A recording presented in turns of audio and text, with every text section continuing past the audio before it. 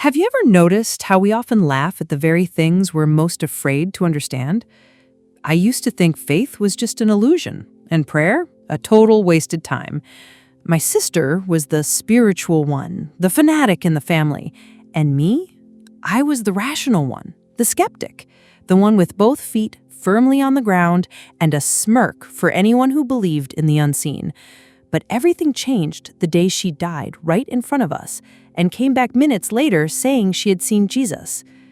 Yes, you heard that right. She died, and she came back. And the craziest part, or maybe the best, she brought back a message. For me. My name is Alayah Dennis. I'm 50 years old, I live in Madison, Wisconsin, and I've worked as an accounting analyst for over 20 years. I grew up valuing numbers, logic, and hard evidence, but nothing, absolutely nothing in my life compares to what happened that night in the hospital. This story isn't about religion, it's about pride, about denial, about the unexpected and sometimes shocking ways God can break down the walls we build around our hearts. And if you've ever mocked someone's faith, or if there's someone praying for you right now, stay with me, because this story might just be yours too. In our family, if anyone could be called a fanatic, it was Naomi. For as long as I can remember, she was the one who read the Bible before bed, prayed before leaving the house, and fasted like she was preparing for battle. And me, I thought all of that was over the top. I was always the more down-to-earth type, you know? I thought it was nice that she had faith, but deep down, I believed she used God as an emotional crutch. I remember one time she spent the whole day at a church retreat, came back glowing, and said to me, "Alayah, God spoke to me today." That sounded as unreal to me as someone saying they heard a unicorn. I'd laugh and tell her she was crazy, but inside, I'll admit, there was a spark of curiosity I hid even from myself. Still, my pride was louder than that little spark. Even with my resistance, Naomi never stopped loving me. She listened to me, gave me advice, called to check in on me, even when I brushed off her faith.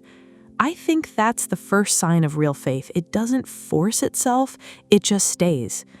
I had no idea that in those moments, something was quietly growing, a breakthrough with God that would one day pull me straight into a testimony so powerful that even my cold logic wouldn't be able to stand against it. And it all started with that fanatic. If there's one scene that played out over and over during our Sunday lunches, it was Naomi asking to pray before we ate, and me rolling my eyes. She'd start thanking God for everything, even the salad, while I tried to hide my smirk. And when she said, "Lord, touch every heart at this table," I nearly burst out laughing. It was a feast of faith and of inside jokes only I got. One time during a family lunch, she suddenly started praying for me, right there in the middle of the meal. My cousins looked uncomfortable, my son turned red with embarrassment, and I just wanted to disappear. When she finished, she leaned over and quietly said, "One day, you're going to pray too, Alayah."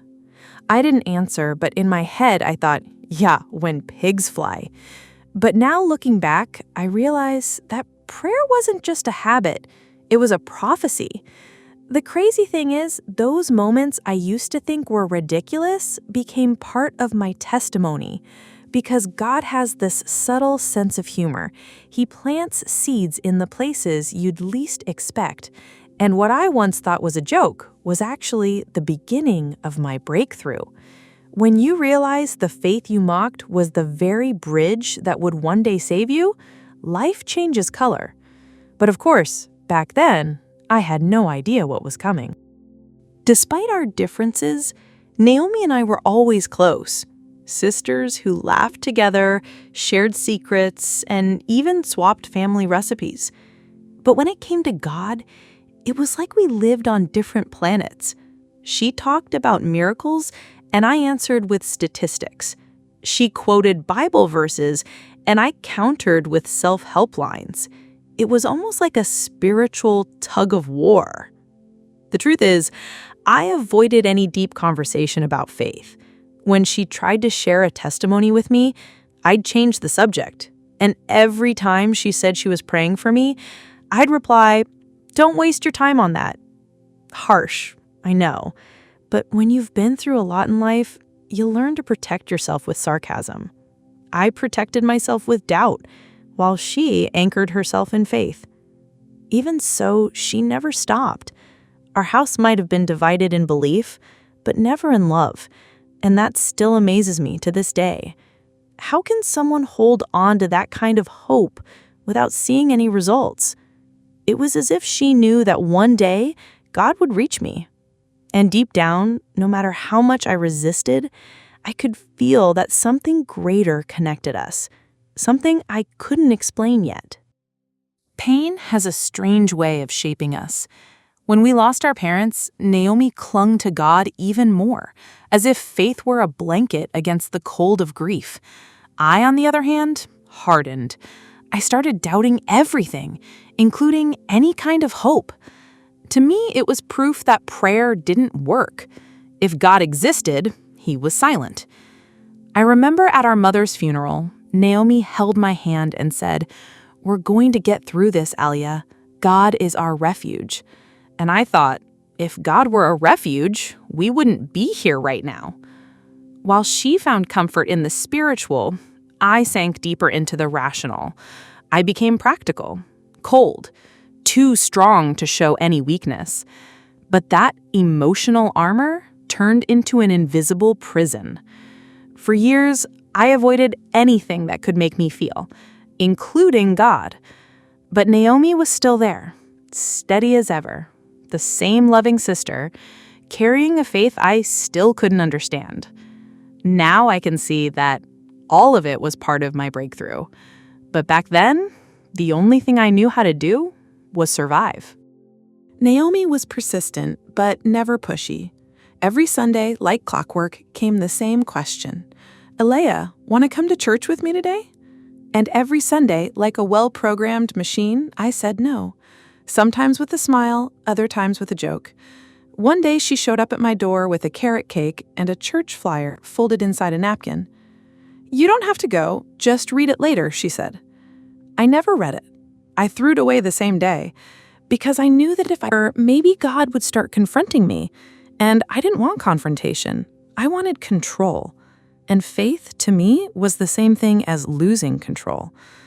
The funny thing is, those rejected invitations became chapters in my testimony. With every no I gave, Naomi was planting a yes in the spiritual realm. And her patience was part of my future breakthrough with God, even though I was still light years away from seeing it. Life has a way of working like that. The invitations you avoid today might be the very places that will heal you tomorrow. A few months before everything happened, I started noticing something different about Naomi. She had always been intense about her faith, but this time it was different. It was like she carried an urgency in her eyes. She kept saying she felt that something big was about to happen, and she said it with a peace that unsettled me. It wasn't alarm. It was certainty, a serenity that didn't seem to come from her. She began praying even more, fasting often, and leaving little notes with Bible verses tucked into my purse, my planner, even the glove compartment in my car. One day, I found one that said, "In the time of trouble, He will be with you."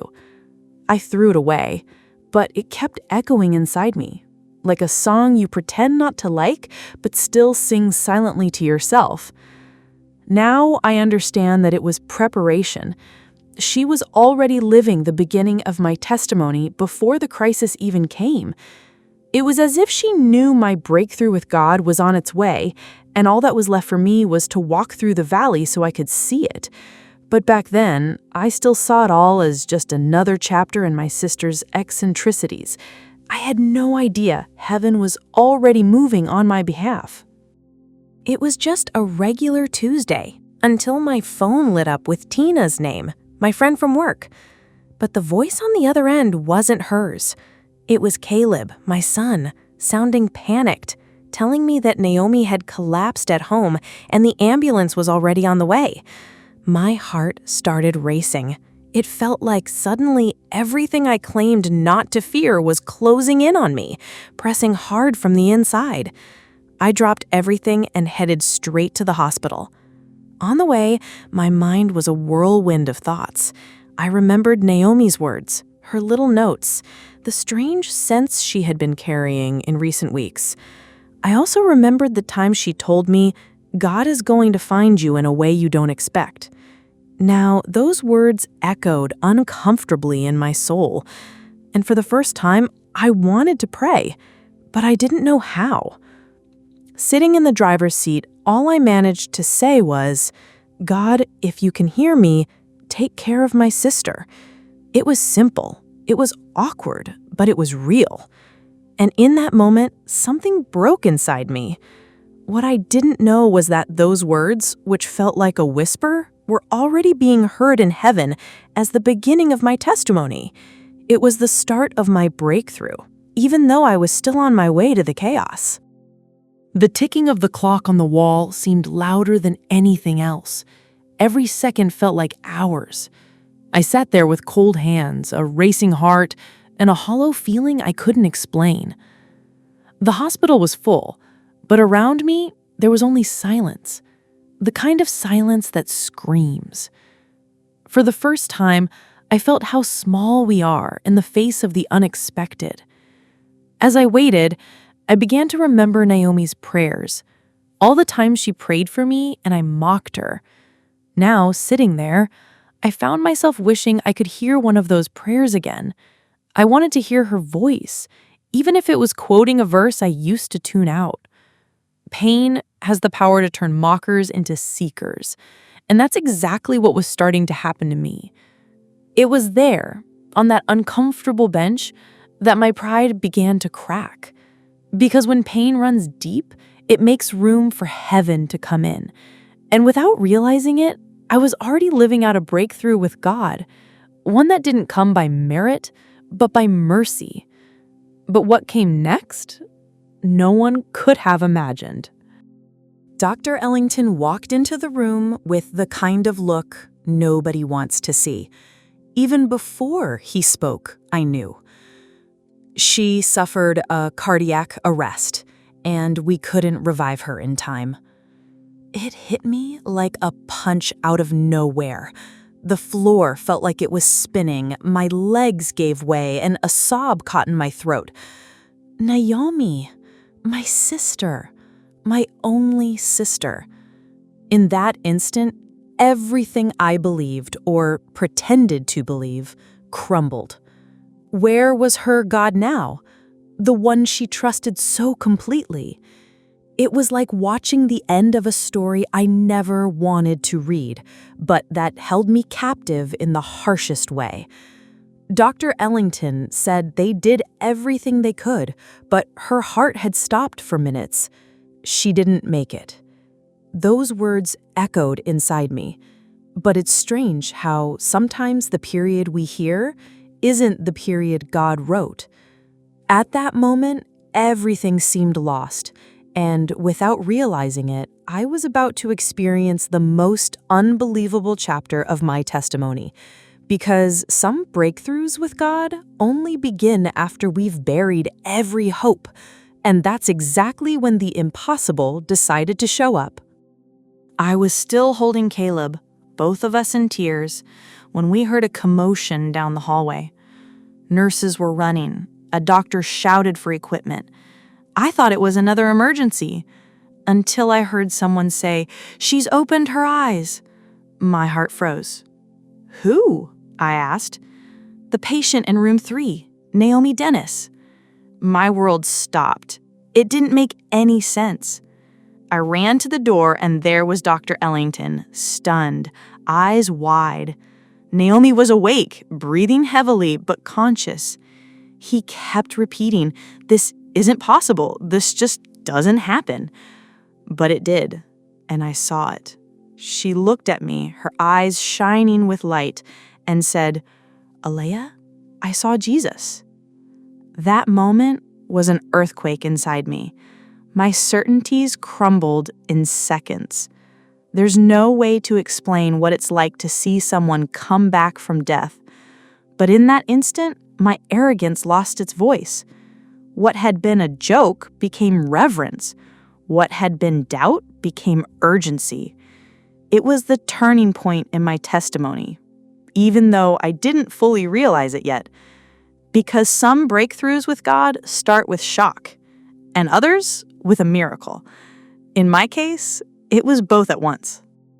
Minutes after regaining consciousness, Naomi called me over and held my hand with a strength that didn't match someone who had just died. Alayah, I was with him, with Jesus. She spoke with eyes full of light, like a child seeing heaven for the first time. There was light everywhere, a peace I can't explain, and he told me, go back. Tell her I love her. I admit I couldn't respond. I was speechless, trying to process what I was hearing.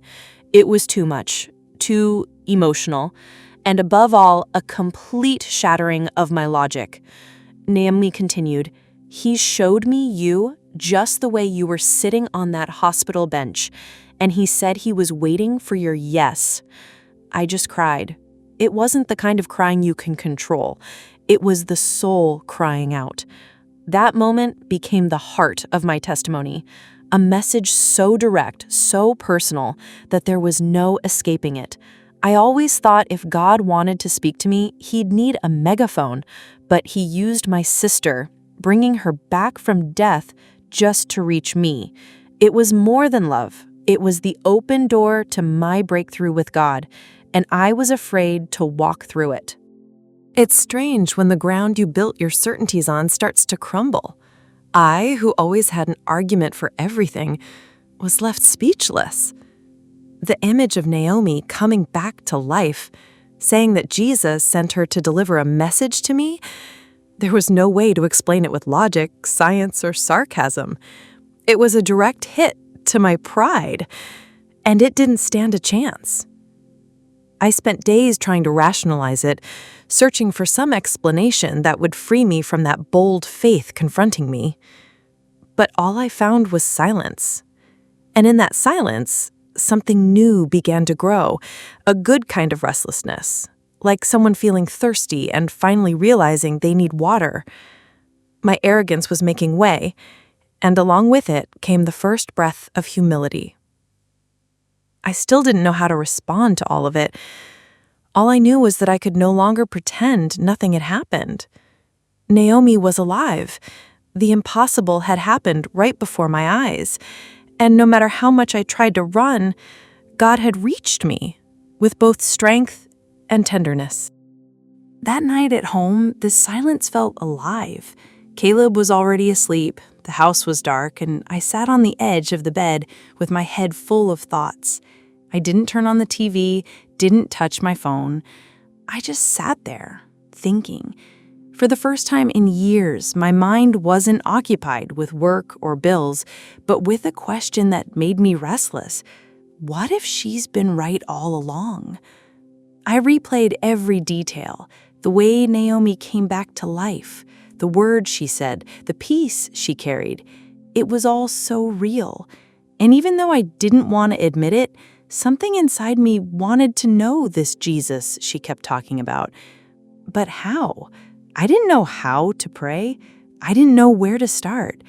And that's when I realized maybe God wasn't waiting for perfection, just a step, a movement, a whispered yes in the dark. There, in the silence of that room, I began my first conversation with God. It was simple, timid, full of pauses and tears, but it was real. And that moment became the foundation of my testimony. It was the beginning of my breakthrough, not with loud proclamations or visible miracles, but with a silence that whispered grace. And I knew something was truly changing. The following Sunday, I put on a simple outfit and went to church with Naomi. I sat in the back pew, feeling a little uncomfortable, trying to seem invisible. But as soon as the worship began, something inside me stirred. It wasn't about religion. It was about a love that quietly moved through me.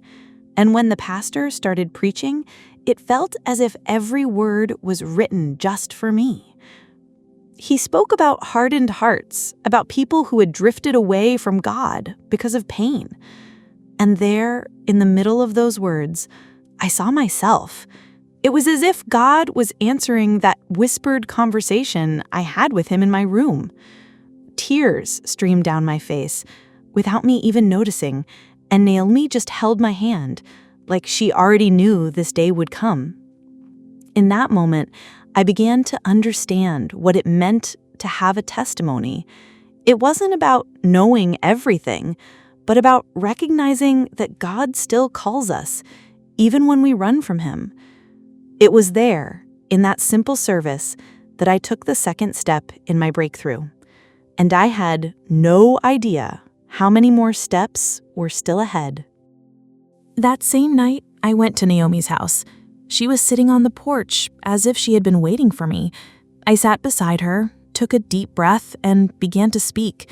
For the first time, I opened my heart without any defenses. I admitted that for years I had carried anger, even envy, toward the faith she had and that I could never reach. I shared how alone I felt, how the death of our parents had made me doubt everything, even myself, and that mocking her was actually a way to hide my fear of believing and being disappointed again. Naomi didn't say anything at first.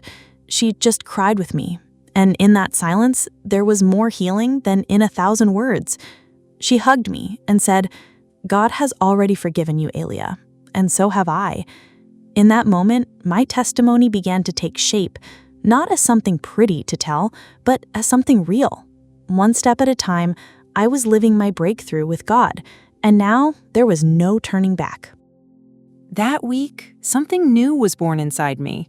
For the first time in my life, I knelt in my room, not out of despair, but out of desire. I spoke to God as if I were talking to someone who had always been nearby, just waiting to be called. I didn't use fancy words. I was just honest. Lord, I don't know how to pray, but I want to know you. The faith I had so long rejected reached me without force. It didn't come like thunder, but like a calm, steady, present whisper. I started reading the Bible Naomi had given me years ago, the one I had never opened, and each verse seemed to tell my own story. The pain that once made me mock now made me seek. The shame that had held me back became a bridge to grace. I finally understood that breakthrough isn't about changing overnight, but about allowing Him to walk with us, even in the darkest days. My testimony was just beginning, and it was already more real than any argument I had ever used against my sister. A few months passed, and even I was surprised by the changes. My mornings no longer started with rush and anxiety, but with prayer. At work, colleagues who used to complain now came to ask for advice. And at home, Caleb, my son, began looking at me differently. "You're different, Mom. Lighter," he said one day. And I smiled because I knew it wasn't coming from me. It was Jesus. It was the same peace I had seen in Naomi, and now it lived in me too. I hadn't become perfect. There were still hard days, but now I knew where to find strength. Resentment, pride, fear, they were losing space inside me. It wasn't just religion, it was transformation. It was a new beginning. It was a new heart beating inside the same woman. Today, I am living proof that faith can restore even what seemed too hardened to change. Today, when I think about how I used to mock Naomi's faith, I cry. But not out of guilt, out of gratitude. Because if God reached someone as resistant as me, He can reach anyone. In my neighborhood, at work, even in family gatherings, I'm the one praying now. I'm the one holding trembling hands, speaking hope. reminding others that miracles still happen. And the most beautiful part? Some of the same people who used to laugh at me now ask me to pray for them. Just like I once watched Naomi from afar, they now watch, waiting for a chance to surrender too. No, I'm not perfect, but I am a new creation. And if my sister had to die to make me born again, then today I understand. She didn't come back just for the love of life. She came back on a mission, and that mission reached me. Now tell me, how many times have you ignored that person who insists on praying for you? How many times have you chosen sarcasm because deep down you were afraid to discover that faith is real? If you've made it this far, it's not by chance. Maybe someone is praying for you right now. And maybe, just like it happened with me, God is calling you back, not with shouts, but with small signs you've been pretending not to see. Are you going to keep waiting for a miracle to change your life, or will you let the truth transform you before it's too late? Today, I, Alayah Dennis, have the courage to say, I was wrong. But here on the Faith Story channel, I found a space where I could share my testimony without judgment, without rush, with truth. And if this story spoke to you, don't keep it to yourself. Subscribe to Faith Story, because every video is an invitation to see how God still writes amazing stories in ordinary people like you and me. Oh, and if you have a story of faith, breakthrough, or transformation, share it in the comments. Who knows? The next video might be about your turning point. Faith reached me, and now, maybe, it's knocking at your door.